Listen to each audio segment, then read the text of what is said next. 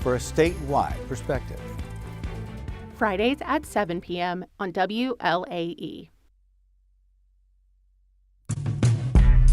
From politics to finance. The more involved, the better. The more issues, the better, because there's so much to do. Wealth is being diversified just like the country is. From entertainment to climate change and more. That not only is my presence felt, but I'm actually driving systemic change. The least amongst us are the ones that are most impacted by the impacts of climate change. Fridays at 6 on WLAE. You're watching WLAE, New Orleans Public Television. Crescent City Steakhouse, a true neighborhood restaurant operated by the Vojkovic family since 1934, is the oldest steakhouse in the city of New Orleans. Serving only hand-cut, prime-aged, corn-fed beef for over 80 years, Crescent City Steakhouse has become a dining destination for both die-hard locals and adventurous travelers who seek traditional, timeless New Orleans cuisine. Crescent City Steakhouse, 1001 North Broad, on the corner of St. Philip, in the heart of New Orleans.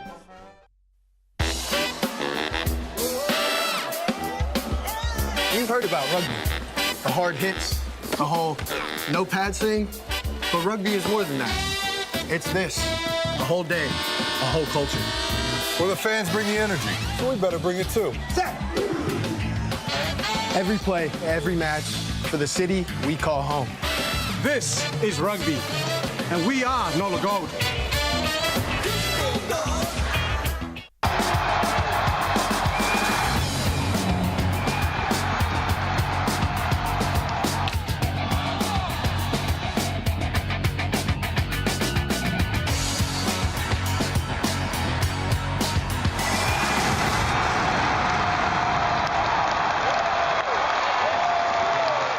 Welcome to Primetime Sports. I'm your host, Scott Alexander, and it is that time of year. It seems like I say it every week, but this really is. And you'll see after this open how much stuff is going on in the world of sports, particularly down here in the Crescent City and, of course, the great state of Louisiana. But we're going to start with March Madness. That's it, the wild NCAA tournament.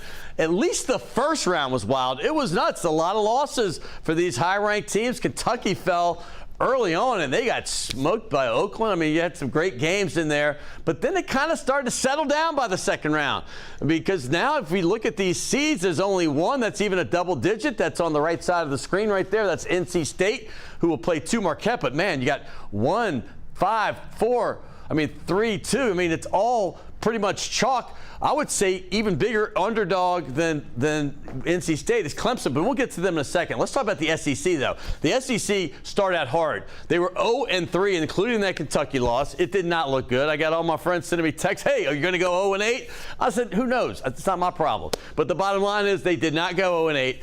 They won 3 of 5 on Friday to go with 3-5 overall in the first round. 3 losses on the first day, 2 on the second.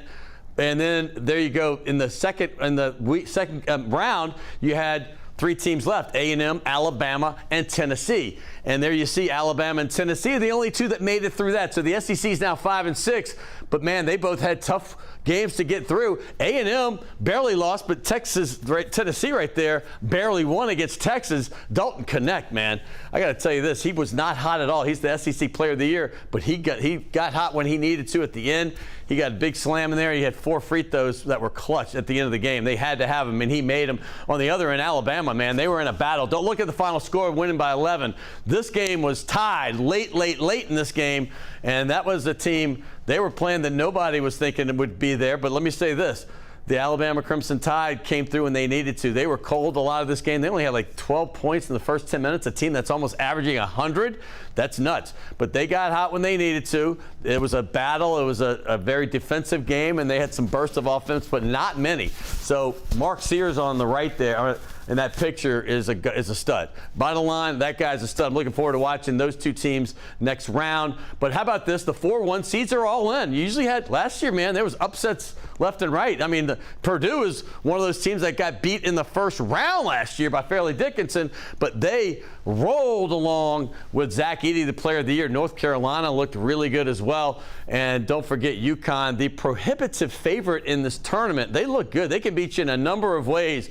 But, man, that Houston team had a battle. And I mean a battle when they beat Texas A&M in overtime. Looked like they kind of got it away at the end and looked like they were going to win, and all of a sudden A&M went on like a 13-2 run last couple minutes, and they put it in overtime. But Houston had four players foul out, and they still managed to win that game. But it was a thriller, and I hope the rest of the tournament continues to do that.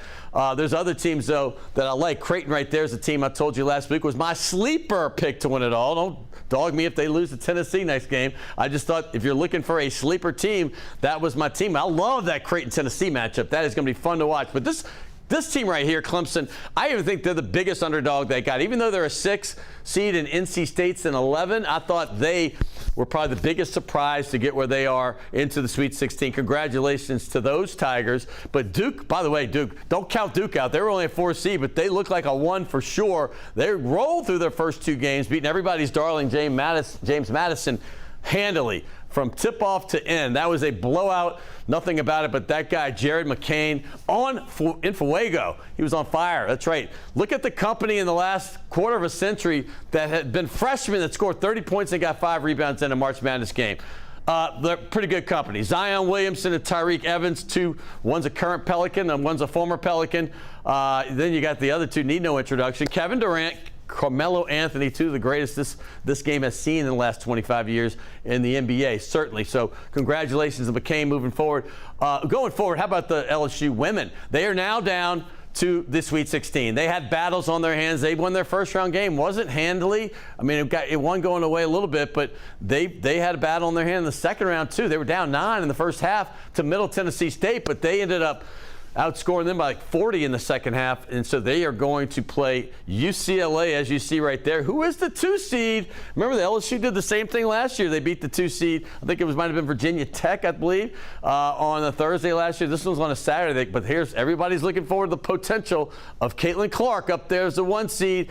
Colorado, by the way, is hot, so that might be a little tougher than people think for Iowa. But the bottom line is LSU, Iowa, hopefully might be playing next week in the Elite 8 game. That would be so much fun to watch. Caitlin Clark, Angel Reese, and a little battle again. But how about Kim Mulkey? She's had some turmoil, as we know, this past week. Washington Post article coming out. I'm not even going to comment on that. It's not my business. Hey, moving forward, how about the Loyola women? That's right. The Loyola women went to the Sweet 16, and they battled hard. They lost in overtime last Thursday.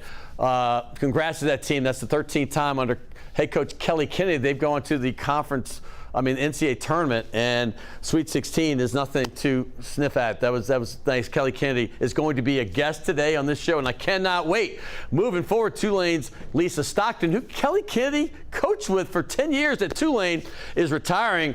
She's a class act, great coach, 591 wins, is 80% of all the Tulane wins in their history. So we congratulate Lisa Stockton, who was a guest here on the show just a few months ago. We love her. Hey, moving forward, this is crazy. The Pelicans, they are rolling. Get on this bandwagon now. They just beat the Pistons. Everybody beats the Pistons. That's no big deal. But they won 3 out of 4 in this road. And that's what I kept saying. Win 3 of these 4. 2 are pretty easy games, so they should win. I just said split Miami and Orlando, come home, and they did just that. Now they have this big homestand. This is a big one. Starting tonight against Oklahoma City. That's now the 2, I think they're second now to Denver in the West, but that team plays great defense, and they play cohesive basketball. They're fun to watch. Biggest surprise team in the NBA to me. The Milwaukee Bucks, that's another contender. In fact, if you look at the odds, these 3 games right here, they're all top 5 in the odds to win it all. That's it. That's right. You got the first team right there is the Boston Celtics. They're the 1 seed to win it all. They play them Saturday afternoon. They got a big game next week and against another big contender. And then they end that 5-game homestand with the San Antonio Spurs. Here's where we look now. Tied for 4th. Look at this. You want that home court advantage. Get that 4th seed if you possibly can. It's going to be tough, though, because you got great games, plus Brandon Ingram, who is a superstar in my opinion. He is out for at least 2 weeks with an injury, but this will give other guys time to gel. Hey, let's move forward. There's so much action going on in this city. The NOLA Gold. How about this? They are 3-1 now after beating the Dallas Jackals 35-22. and they're going into their bye, and we're going to have their captain and superstar and great player, great person, JP du Plessis from South Africa is coming on the show. He was the MLR back of the year back in 2019, and he also was the back of the year here for the team in 2022. Looking forward to having him on. Love JP, special guy.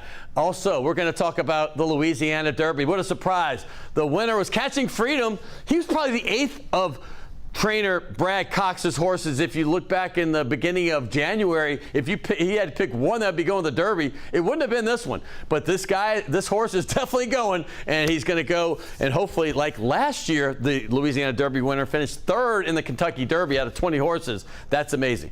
Rory McIlroy is coming to New Orleans for the first time. I look forward to this. I love the Zurich Classic. It's a great tournament. The team competition, it's phenomenal, and he's going to team up with countryman Shane Lowry, and they are going to come here. He's never played in New Orleans, so I look forward to seeing him compete in the Zurich Classic, and that's going to be fantastic. I got to give the LSU gymnasts some props. They won the SEC title right there in the Smoothie King Center, right down the street. I could see it out my window right here, and Haley Bryant was amazing. Congratulations to the entire team, and Jay Clark, another coach who was here on this show literally just about a year ago. I love this team and what they're doing, and they are rising. LSU football practice is in swing, and I love what Doug Mutzmeyer, the new quarterback, just said. He said, we're not fooling around with this. We want more than 10 wins. 10 wins is not enough. It's Garrett Nussmeier. I'm thinking of somebody else, but I know there's a Doug Nussmeier out there. Garrett Nussmeier is the quarterback, and I'm going to say this. He is loving the fact that they don't want to just win 10. They want to win 12, 13, and dare I say it, 15 like Coach O did in 2019. And speaking of Coach O, he was at Tulane's practice, and he was talking up the Tulane Green Wave. He loved what he saw. He loved the culture. He loved the spirit. He loved the talent he's now seeing over there. And he gave a rousing speech to the team. And Google that one if you have a chance. Moving on to baseball, LSU. We love our Tigers. We love all the local baseball teams, but the Tigers are in a little bit of a slump, losing 2 of their last 6 SEC games to start the season. They dropped the series in Mississippi State, and they won one again only against Florida. They won the first one on Friday. They lost the second 2. Florida is avenging the College World Series loss in the finals. Remember that. Also, Tulane and Southeastern, got to give them props. They both won their series this weekend. Tulane beat perennial power Rice, and then you saw what I told you about Southeastern taking down Northwestern State. But here's what I'm going to tell you about the UNO Privateers. Look out for this team. They are now 3-0 in conference. They swept a very, very, very good Nichols team in Thibodaux this past weekend. So they got 4 in a row going because they beat Jackson State in the middle of the week. So now they're on a 4-game win streak, and we get them while they're hot. We got the, you see it right there, the Southland Hitter of the Week. Man, what an average. 4-12, 4 doubles, 9 RBIs in 4 games. Look at this. Miguel Useche. He's coming on the show next, right here on Primetime Sports. Get ready. Can I tell you a cat joke? Just kidding.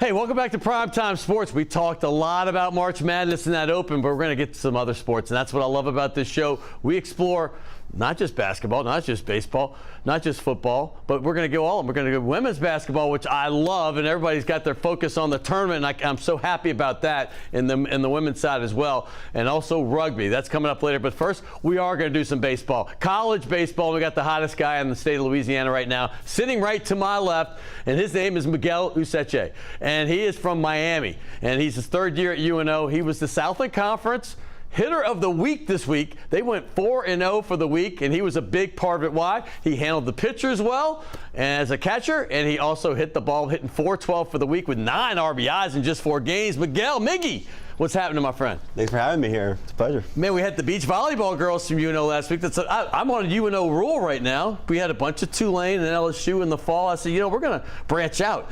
And I'm so happy because Blake Dean is one of my favorite guys, and I love seeing the success you guys have at UNO. No, yeah. Blake's done a great job with us. He's a big offensive guy, and our offense is starting to get rolling, and we have a pretty good team. We're going to be pretty special. Did you know about Blake's hitting when he was a player before you know him? Because he doesn't look that, when you see him, he's not that big, but this guy was a mauler, SEC Player of the Year. He was on a team that won the World Series, I believe, in 2009 for LSU, that is. And this guy can hit. So you're a hitter yourself. Did he say anything about his exploits? Not before I committed. I didn't know about Blake Dean until I got here, and then everybody started talking about him and his tenure at when he was at LSU, and that's when I found out, did some research, and I was like, wow, this guy was really, really good. He could rake, and he had one of the smoothest, sweetest swings you've ever seen. I don't say that very often, but he was one of those in that special group. Tell me about your week, man. I mean, this was a big week for you. And when I signed you up, I didn't know you were going to be the hitter of the week. That honor came yesterday for you in the conference. That's big time. But when I signed, I said, you know what, UNO went 4-0 this week. We got to recognize them because that was a good Nichols team you just took out. No, they were definitely a very good team. I think we played very good. They played very good. It was 3 really close games. I think they're going to be dangerous in the conference especially, and they're going to be up there towards the top along with us at the end of the season. Well, I know you guys lost some players, right? I mean, I know Blake came on right before the season, and he was actually, openly saying, hey, I'm not sure how we're going to fill some of these roles. We got to see how it comes out. And y'all had already been practicing for quite a while. The season was only less than 2 weeks away at that time. What's making y'all gel at the right time? We definitely lost some key bats. We lost 3 really, really key bats to the transfer portal, but I feel like this team has a lot more chemistry.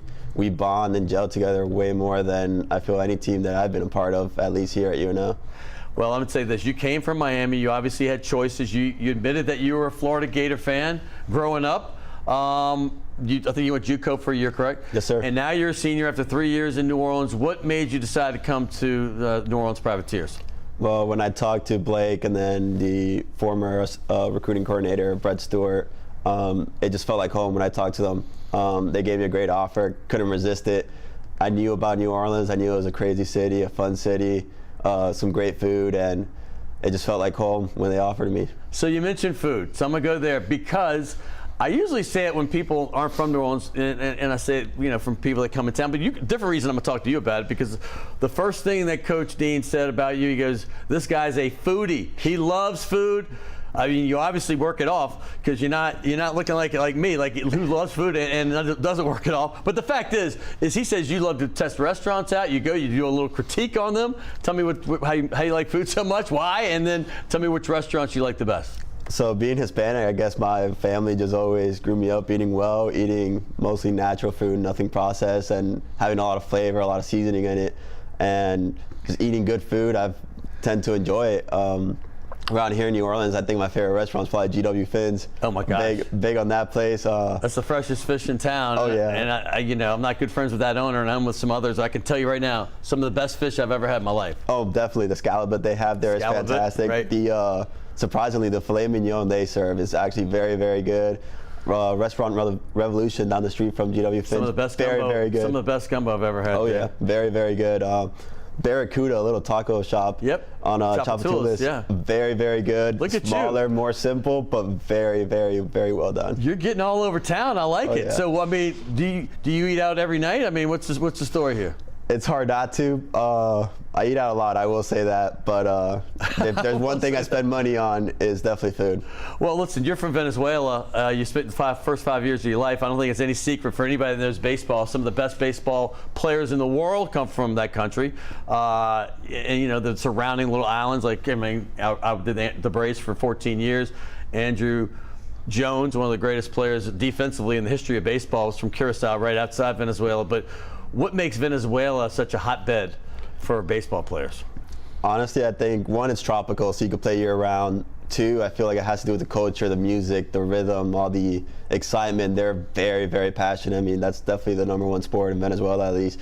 They're just super passionate, super loud. The games are crazy. I mean, you hear about news about them all the time, and I just think it's that, the music, the culture, the passion.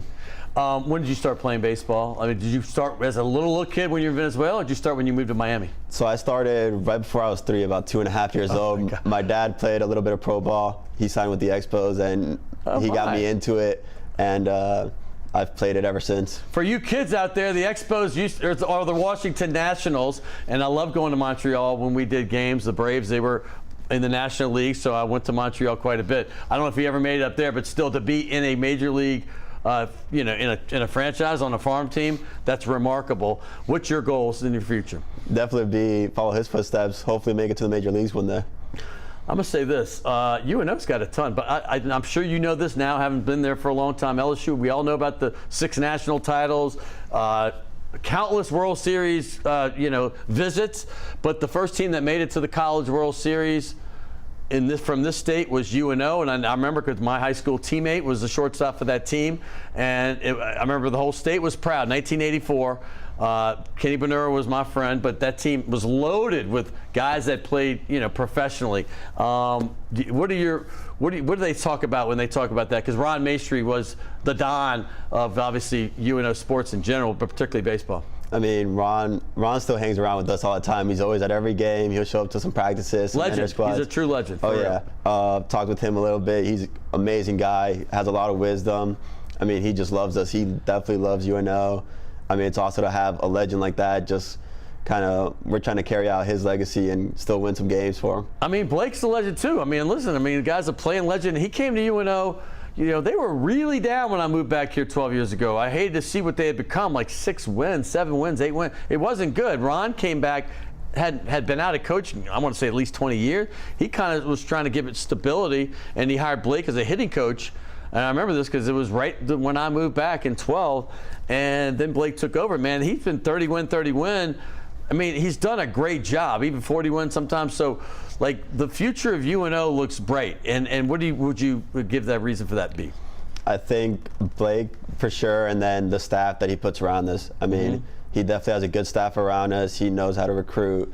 He gets the right guys. I mean, with our budget, our recruiting tools, we might not have the resources that maybe an LSU has or like a Tulane has, but he gets the right players and we all get on board, and he just makes something special out of us. Listen, UNO, Loyola, I mean, I have friends that have coached both, good friends, and I know how hard it is to win when you don't have that budget, and you're going against people that do. It doesn't seem fair sometimes. But to see the success of my future guest, Kellie Kennedy, coming on, and it's just in a little while, and Blake, it is remarkable to see. I mean, because I know how hard it is to get players and to keep them there, et cetera, et cetera. So, what has kept you at UNO when you probably could transfer a number of places?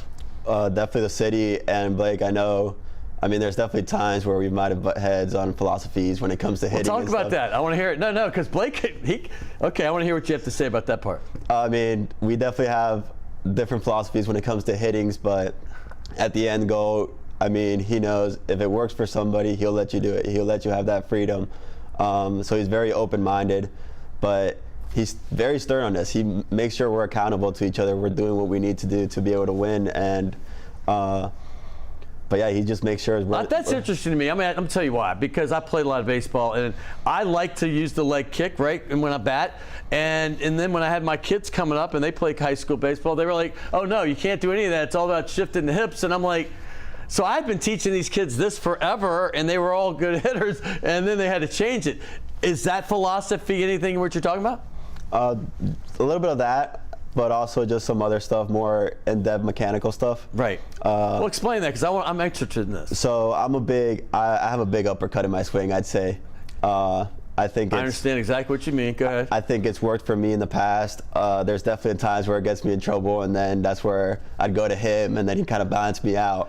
So we kind of have that relationship where at times it works for me, but I know I can resort back and we can kind of work meet in the middle and have success. I love what you just said, because Blake is a contact guy, and I know, and we like to swing for those fences sometimes.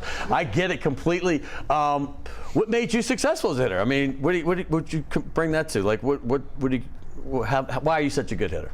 I think it's just understanding my body. I've had previous coaches that were big on not necessarily the swing and mechanically, but what your body's doing in space.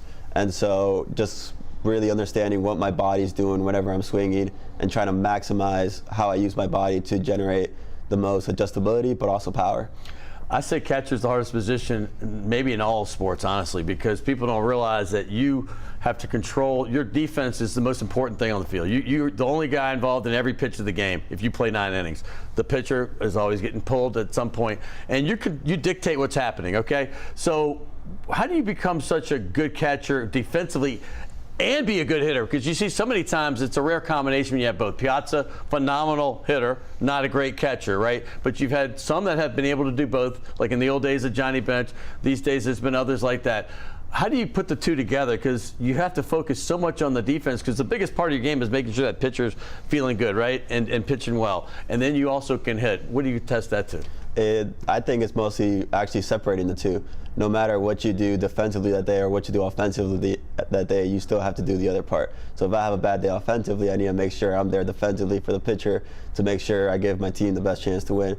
Being able to understand, I think we have 16 or so pitchers, understand all the different personalities, understand what gets them going, and making sure they're there that day. Okay, so when you were growing up, was your favorite player a catcher, or who would that have been? A couple of your favorite players that you loved? And if it wasn't a catcher, who's your favorite catcher? My favorite catcher growing up, I'd probably say Yachty. Okay. Definitely Yachty. My favorite player, he's a beast. Yeah. I'd have to say probably Miguel Cabrera. I mean, being from Venezuela, I always seen him always being able to rake. I mean, it's pretty cool to see. Triple crown. There's not many of them that have happened in the history of the game. We give gifts, and I'm just proud of what you guys are doing. I know you start off. I went to the Nichols-Tulane game early in the season.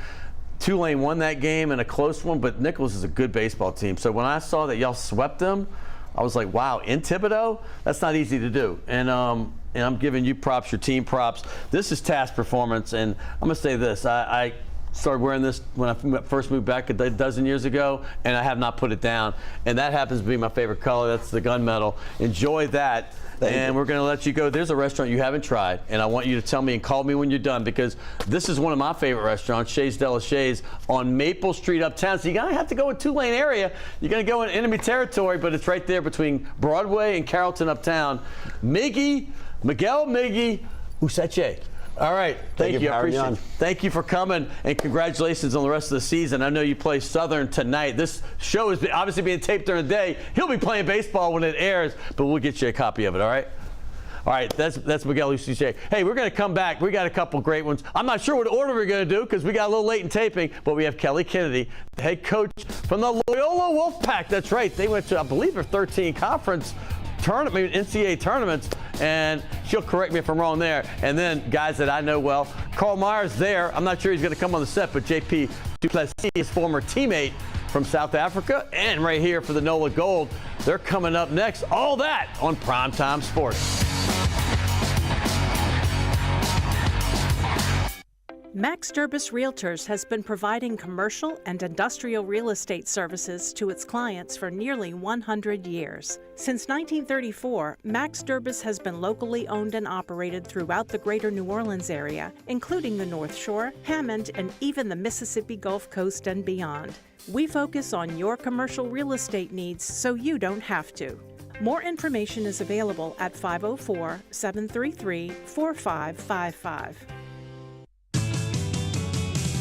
Rock and roll will never die. It's old New Orleans, my oh my. Come on, baby, let's go rock and roll at the city lane. All night, let's roll, let's rock and roll. Baby, do the rock and roll. At Mid-City Lanes, the home of rock and roll.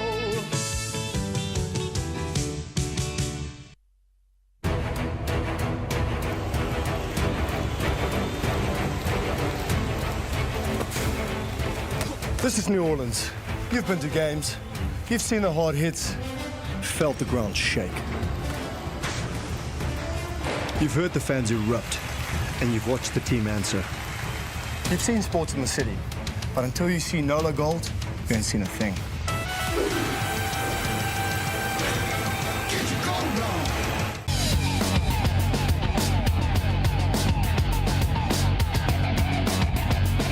Hey, welcome back to Primetime Sports. I misspoke. It's not 13 NCAA tournament visits. It's 13 NAIA. And they just finished last week. They had a heartbreaker, Loyola Wolfpack did, last Thursday. It was in overtime in the Sweet 16. and their coach, Kellie is joining us today to talk about that and the great success that they've had in the last several years. I mean, if you're not looking, and I've been watching, they've won three of the last 4 conference tournaments, and they've been rolling, and here she is, Kellie. Welcome to the show. Thank you. Am I right on the 3 or 4? Because I get y'all and the boys mixed up sometimes, but I know you both won this year, and I know they had that great year 2 years ago when they only lost 1 game and won the national championship. Yes. But what do you attribute the success for Loyola basketball, men and women? You know, Loyola is just a really great school academically. We have a ton of support on the athletic side. Brett Simpson, our athletic director, has really done a great job. He has. He's been there, he's been there as long as I've been there, but in the position of athletic director, I don't even know, 8-10 years maybe. But he's been there as a lifer working his way into that role, right? I mean, was he a student there? Yes, he played baseball. He played baseball, and then he coached baseball a little bit. Right. Got in administration. Yeah, and then he followed Mike Giorlando into the athletic director position, and you know, I got hired by Mike, who's just a terrific guy, and then Brett followed him, and things have just gotten better along the way. I wanted to say this because Mike told me this yesterday, because he's hired, obviously it's not just the main sports, you hire all the sports, and he said you were his best hire, or one of his best hires, I should say, but if not the best, is what he told me, he'd say it that way, that he hired. And he was there a long time. Obviously, Mike Giorlando, if you watch this show, you know he's a good friend of mine. He was the head coach and the athletic director for at least a decade, I know. And he hired you back in 2007. You were at Tulane, so you've been in New Orleans for quite a while. You were at Tulane for 10 years before that. I have. You took over Cowbell, I guess, for a couple years in the restaurant business. I don't know how long you kept that going, but talk about that whole run. Start with when you came over here, I believe, from Wilmington. Please tell me that's your picture right there, because I don't want to be wrong. Oh God. Okay, that's what that. Look at you. Yeah. I mean, that's you that is early on, picture, right?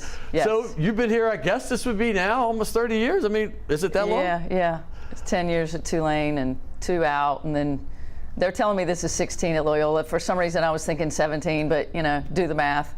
Yeah, I think it should be 17. It's almost 30, so that's a little scary. What do you think of New Orleans, though? What's your take on this? I love it. When I moved here, I thought, you know, I'm going to be there. I had no idea that I would be a lifer here. Right. I just thought that I would come here and work at Tulane and grow as an assistant, and then go somewhere as either an assistant or a head coach somewhere else. I thought I would find my way back to North Carolina or Virginia, really, in my career. But, you know, something about New Orleans, it just gets a hold of you and doesn't let go. It certainly does, doesn't it? I'm from here and left for 30 years, and I had to come back. But I'm going to say this.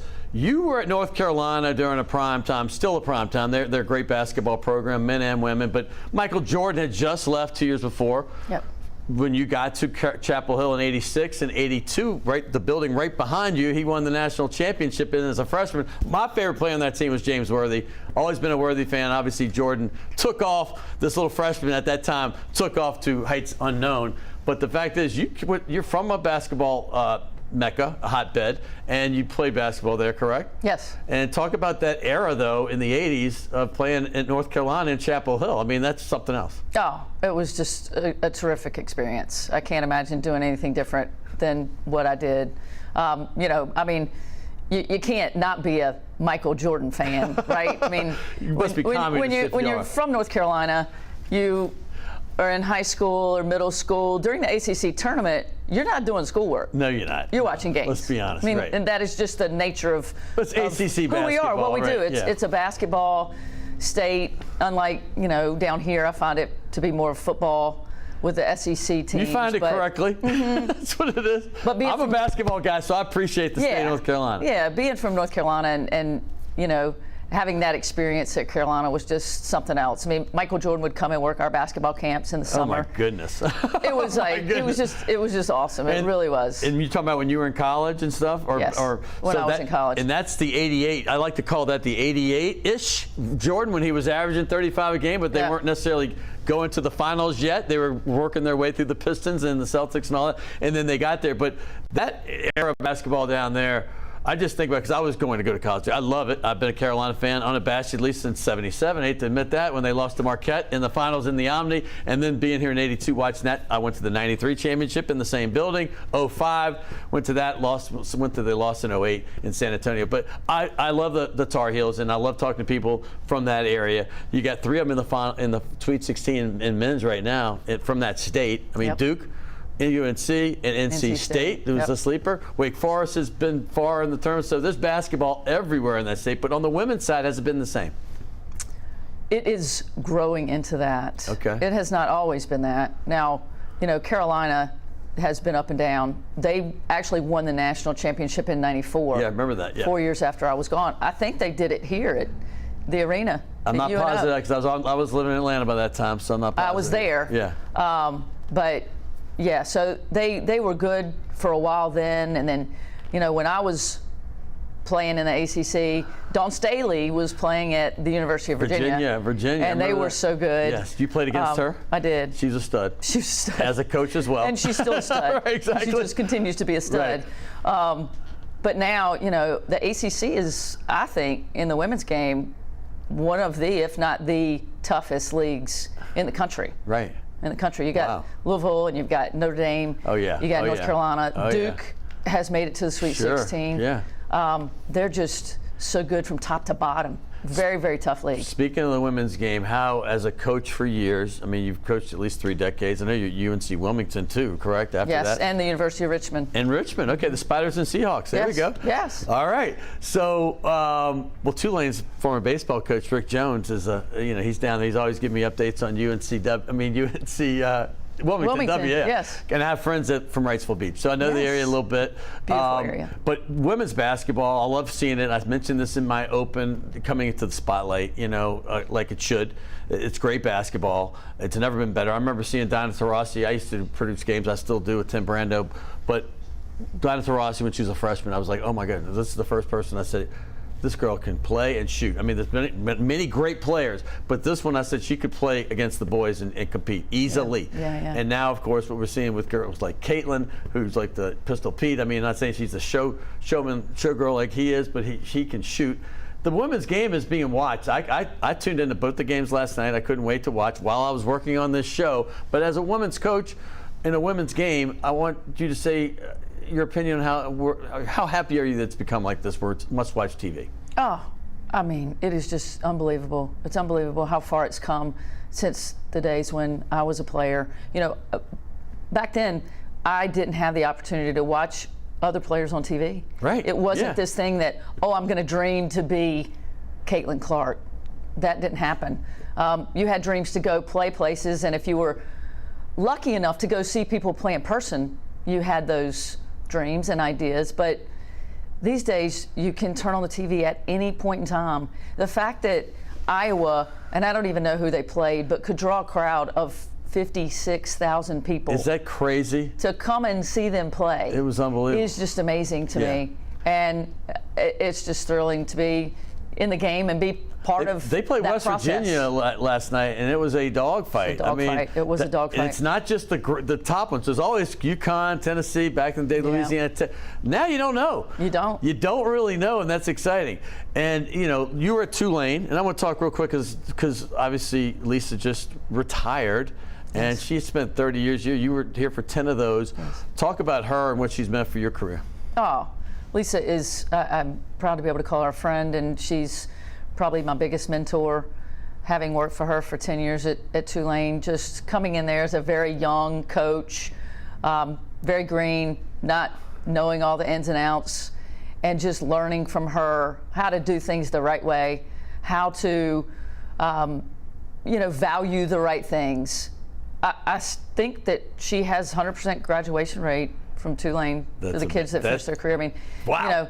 Wow. And that being what it's about. Yes. And just operating that program with the level of integrity and treating people the right way. That's how you learn that. Yes. I mean, obviously it was brought up with you, but I mean, it's learning from a person when you spend 10 years with them doing it the right way. Does that help you in your career? Oh, absolutely. Absolutely. Yeah. And in the end of it, when you are a head coach and you become a head coach after years of being an assistant for people, you do have to be yourself. So I had to be myself as a head coach, because if you try to really emulate somebody else, it just doesn't work. It's just not authentic. You really have to be authentically who you are. But, you know, I hope that I am a lifelong learner. Right. And I can evolve as a coach, I can evolve as a person, and I can evolve as the game has evolved. And, you know, we have to do that, I think, or we'll be left behind. But I do think my background with Lisa and Katie Meyer, I worked with for years, who's the head coach at Miami, really helped me become a better coach. What's it been like to be a mother as a coach? I mean, because I saw an article a few years back and I read that and it was interesting to me, and now this has been a few years. What's that been like, this whole growth? I'm assuming that's your daughter? That's Raleigh. That's Raleigh. She's named after the capital of North Carolina. There you go. There you go. I love it. Beautiful name, by the way. Thank you. Thank you. So what's that been like? I mean, because I know what goes into coaching. I know how hard it is, and it's tough enough for my good friends that are men, but then there's a relationship with the mother. Yes. You know, so yes. What's that been like? Well, you know, when I left Tulane, I knew I wanted to have children, or at least have a child, and so that was one of the impetus for me to leave. You took a break from basketball. You were in the restaurant business. I did. Right? Yeah. So, you know, I was able and fortunate enough to have Raleigh in 2011, and I was at Loyola at the time, and Loyola just really embraced me with that, and embraced her, and that is her home. Yes, I mean, she grew up drawing plays on the board. That's how we roll. I just love that. You know, how old is she now? She'll be 13. April 2nd. That's crazy. Whew. Right. But I will tell you, as a coach, she changed me, because my teams will come back now and say, you have gotten soft. Like, no, that's interesting. I have not gotten soft. But when you have the perspective of being a parent. That's the word, perspective, yes. Before, I did not have the perspective of being a parent. Right. When you have that perspective of being a parent, and then I'm a coach, I'm a parent of all of them. Like it or not, you are. I'm a parent of all of them, and I love them dearly. You're a mother figure, for sure. Yes, and so I look at it a little bit differently. Before I let you go, I got to talk about this team this year, because you made some special things happen again. I mean, last year was phenomenal as well, but talk about some of these players. So you have two of the top 10 leading scorers in Loyola history. I think Kennedy, is that how you pronounce Sandra it? Kennedy. Kennedy, and then Thomas? Taylor Thomas. Taylor Thomas. So talk about them, and you got a couple more on the all-freshman team as well. Talk about this team this year. I can tell you this is one of my most favorite teams that I have ever coached, and that is saying a lot. These guys just had such a commitment to this team and wanted to win so bad, and it was all about their team, and I just love them. And Taylor and Sandra were such a big part of our success. I can't say that enough. And those guys, Taylor's been with me for 5 years. This is her 5th year. Sandra was with me for 4. She transferred in from a Division I school. And I told them at the end of last year, I said, you know, I'm going to do everything I can to make this team great for you guys next year. We're going to recruit the best players we can get in here, because I want to give you guys an opportunity to win it. And, you know, they were all in, and they were a huge part of our success. Mike was almost in tears about that game. I mean, it was a heartbreaker. I know you guys you girls had a lead, but you called them guys too just now. Yeah, but you had the lead early on, and then it slipped away in the second half. Went to overtime. That was a tough one, huh? It was tough. It was tough. You know, and for those 5th-year kids, they're feeling the pressure of their career ending. Yes. And they sense that coming. Even they don't want to be there and go there, they do sense that coming, and that's a lot of pressure for them. And I know they felt it at the game before, especially when we were playing at home. Yeah. And having to win that last game at home to advance to that round of 16. But, you know, that's hard to overcome sometimes, and be in the moment and, you know, just let that go. And I think they struggled a little bit with that, but we really played a great game until late game. We had a little bit of trouble scoring, but our defense was incredible. If you'd have told me we would held Carroll to 14% from the three-point line and lose that game, I would have said you're crazy. You're crazy. There's no way. But they played this crazy zone against us that we had prepared. And they're a quality team. They're great. They went to the Final Four of that tournament. So hey, we give gifts, and I've been feverishly looking around for either the Mr. John Steakhouse with Desi Vega or the Chase, but it's behind here, and I can't reach with my mic. So I'm going to give it to you right after.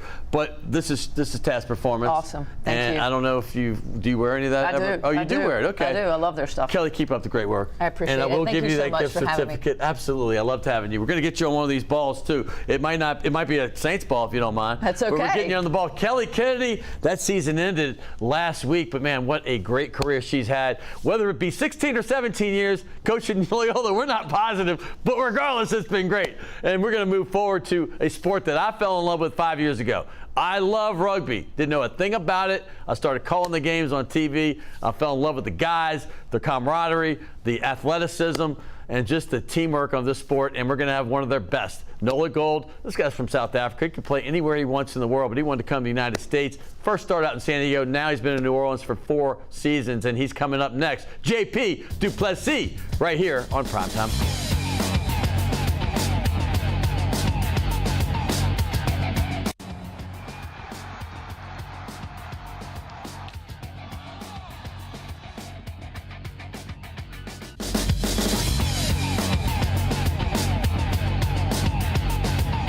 Hey, welcome back to Primetime Sports. I'm not saying I'm saving the best for last because the guests were all great, but I have learned to love the sport of rugby after not knowing about it in 2018. I knew there was a sport, had no idea it was the second largest in the world.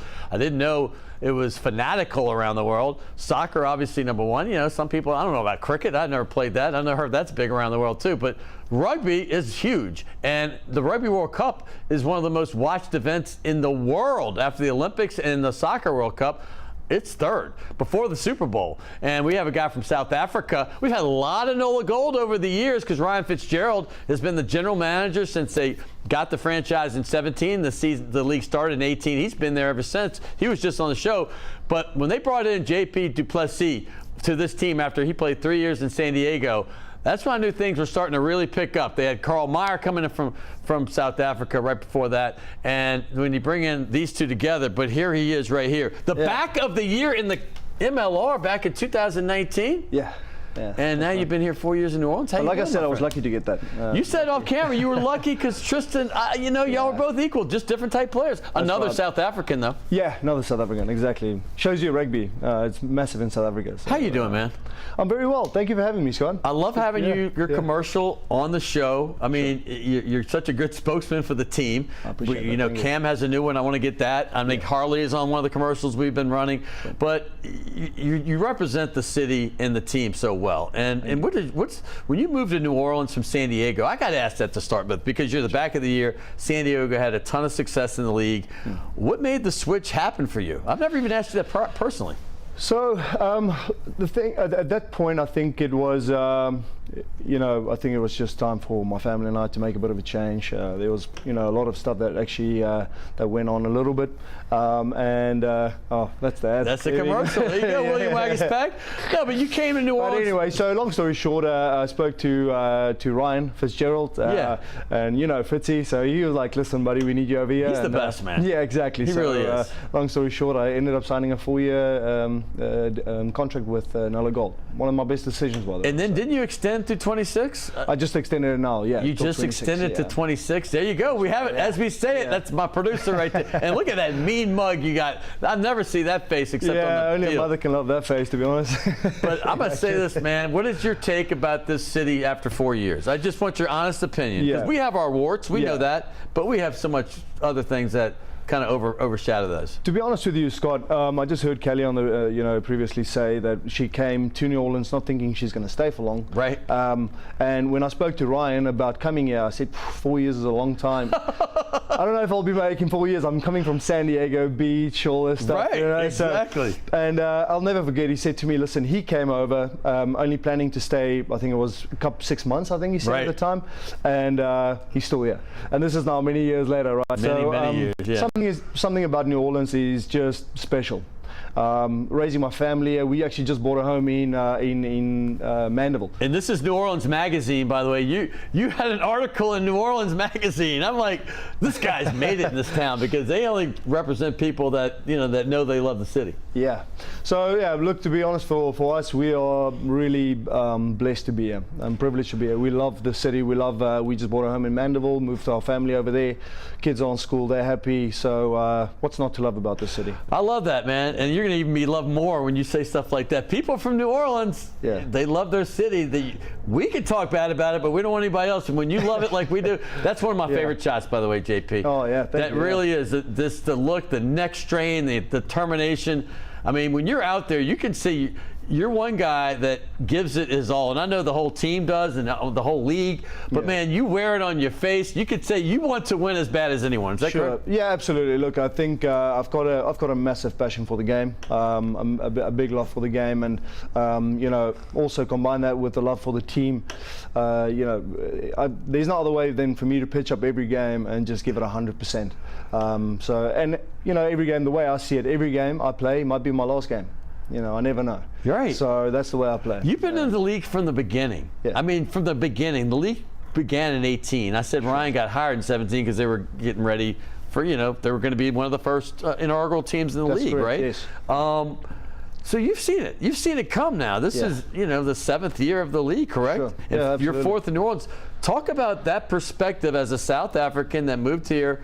You came like a pioneer. You didn't know what was happening. And they've had other upstart leagues that didn't make it, right? Yeah. But what did you see to come to America for this? And then why did you stay? And where do you see where the league has started and where it is now? Yeah, so I think, funnily enough, I've always had a passion for playing rugby in America. Yeah. I even said that when I was playing in South Africa. Towards the end of my career, I was looking to maybe go play some rugby here. And at that point, that was 2016. I was pretty young, but I decided to retire. My wife was pregnant. We were traveling, Australia and New Zealand for months at a time and all that stuff. So I said, okay, I'm done playing there. So I would love to go play in America and help grow rugby. And at that point, it wasn't even probably a year later, I got a call from San Diego. I said to my wife, it's meant to be. It has to be. But at that point, I just. So you'd already made your mind to come up to America. Absolutely. So for some reason, I had a passion that I wanted to come over to America and experience America, but also come play rugby. Yeah. Or even coach at that point, I thought. Right. When I got the call, I just acquired my first restaurant. So I actually went into. I said, okay, well, I'm done playing rugby. I'll go into the restaurant industry at that point. Okay. So my wife's like, oh, she doesn't know if we can leave South Africa. We just bought the restaurant and sure, that's a big leap for a mother. And did y'all have any kids yet at that time? We had one kid, and my wife was pregnant. So and she was pregnant. And now you have 4? Is that? So now I got 3. You have 3 right now. Okay. Yeah, absolutely not 4. 3 is enough. 3 is enough. 3's company. The magic number. 3 is company. Hey, by the way, can I say something about South Africans? Sure.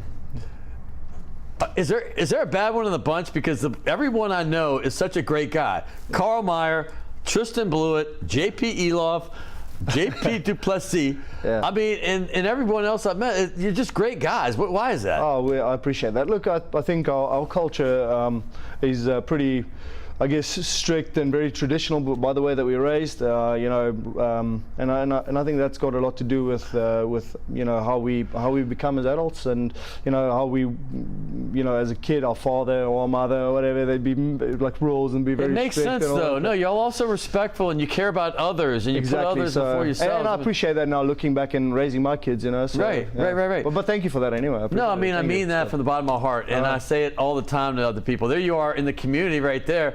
I love this shot. Is that you? Yeah, Moni, George. Yes. And then great guys. Once he was in the last one there. Big guy, what's his name? I can't remember. Anyway, but I love that y'all go out in the community, do stuff, and the NOLA Gold does that. But when this team came and you were in the league when it began, and they've always been near the thing, right? They just missed in the playoffs. Yeah. And I remember a couple of years y'all were 10-6 and 21, I believe. Yeah. And you missed out on a tiebreaker. Yeah. What's it mean for this team to make the playoffs this season?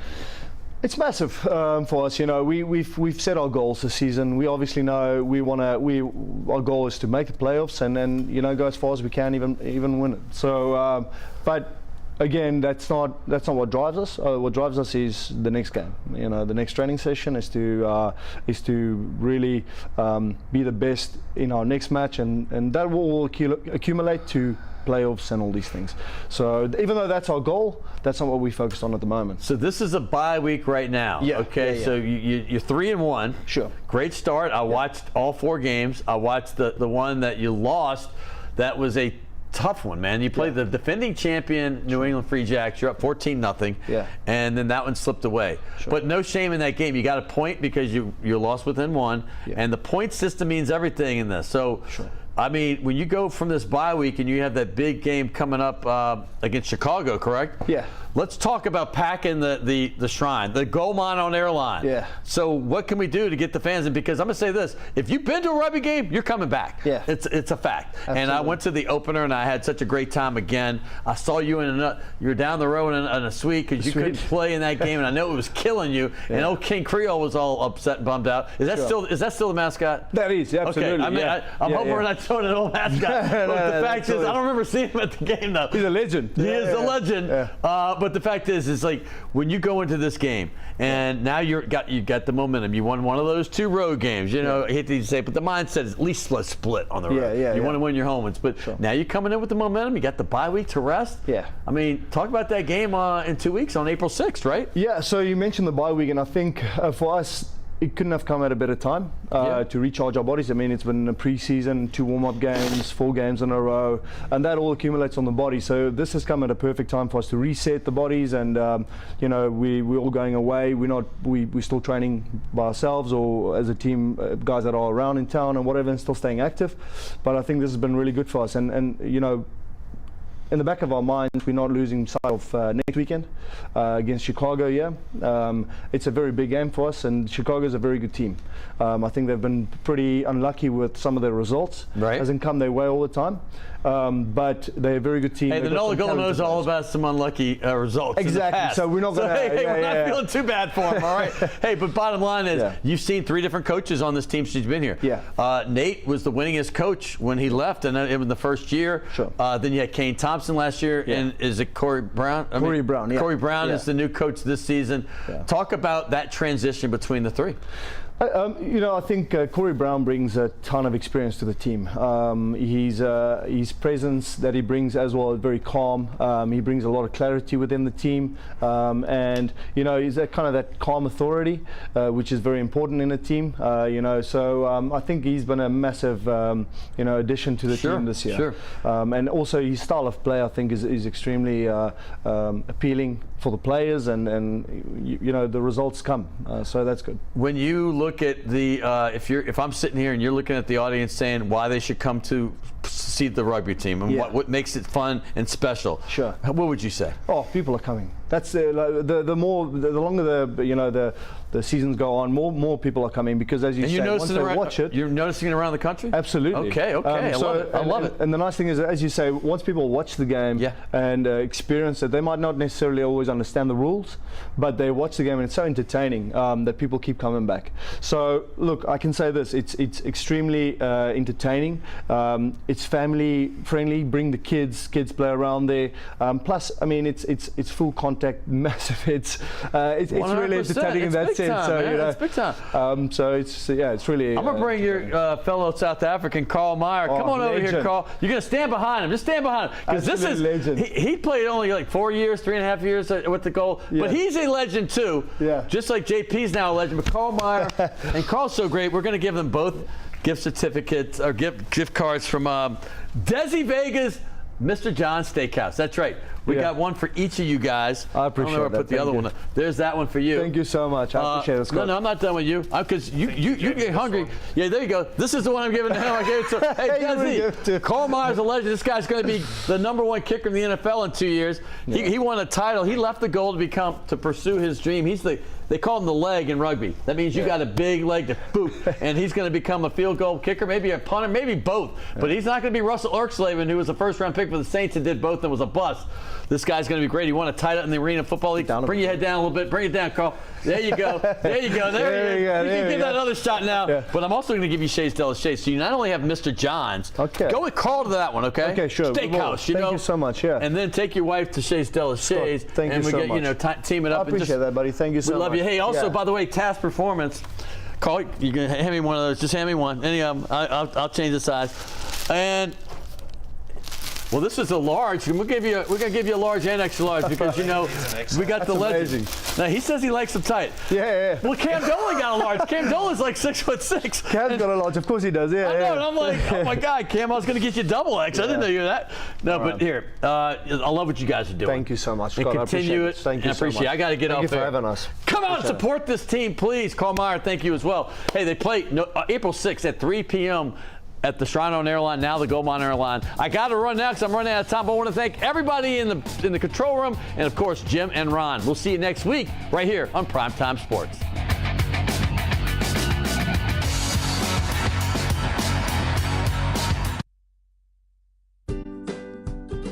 Consumers today want a lot more information on just where their food is coming from and what's involved in bringing it from farm to fork.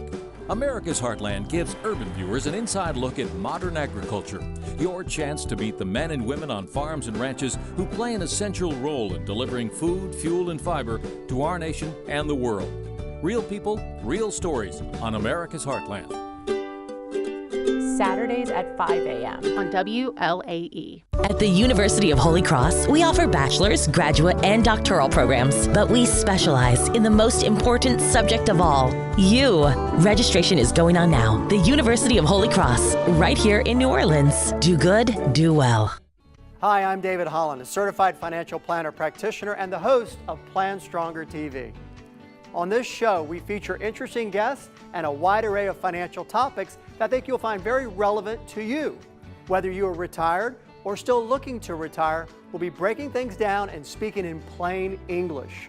Our goal is simple, to help you understand how you can plan stronger for your financial future. Weekdays at 9:30 a.m. You're watching WLAE, New Orleans Public Television.